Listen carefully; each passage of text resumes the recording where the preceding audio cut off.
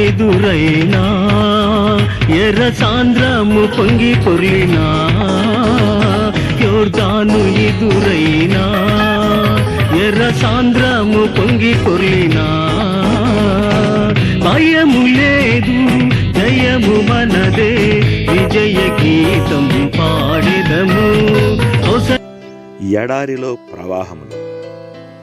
ఆయన సముద్రమును ఎండిన భూమిగా చేసెను. ఆ జలముల గుండా జనులు కాలినడకచే దాటిరి. అక్కడ ఆయన యందు మేము సంతోషించితిమి. కీర్తనలు 66:6. మనము ఎక్కడ భయము, వణుకు, కంగారు ఉండనో అక్కడ వారు నిర్భయముగా నడిచిపోయారని వ్రాయబడినది. మరియు అక్కడ వారు సంతోషించిరి. ఇలాంటి అనుభవము ఈనాడు ఎంతో మంది కలిగి ఉన్నారు. వారు దుఃఖముతోనూ వేదనతోనూ శ్రమతోనూ ఆనందగానము సలుపురి. వాటిపై విజయమునంది సునాదమును వినిపించిరి.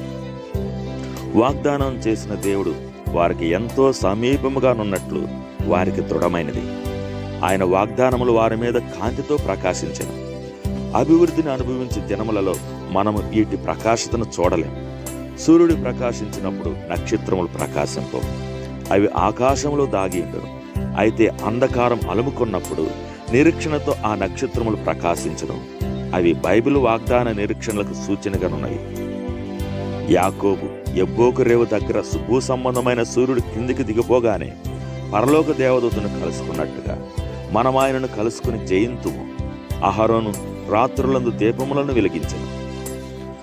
విశ్వాసికి వచ్చిన కష్టములలోని దీపం మరింత కాంతితో వెలుగుచుండును. యోహాను ఒంటరిగా పరవాసే ఉండినప్పుడే మన విమోచన గురించిన మహిమకరమైన దర్శనం చూడగలిగిన. ఈనాడును ఒంటరిగాను దుఃఖముగాను ఉన్న జీవితంలో దేవుని సన్నిధి వారిని కృపతోనూ ప్రేమతోనూ ఎత్తిపట్టుట చేత అవి వారికి పద్మాసు వలెనున్నవి. ఈనాడును ఎంతమంది యాత్రికులు ఈ లోకంలోని ఎర్ర సముద్రములను యోర్దానులను దాటుచు జలముల గుండా నడిచిపోతామని రేపు నిత్యత్వంలో చెప్పుదురో. జలములలో అడుగు పెట్టగానే అవి ఆగిపోయినవని, పొంగి పొరలుచుండిన యోర్దాను వంటి లోతైన నదులను దాటిపోయినట్లు వారు సాక్ష్యం ఇవ్వగలరు. అక్కడే మేము ఆనందించుతామని చెప్పుదురు.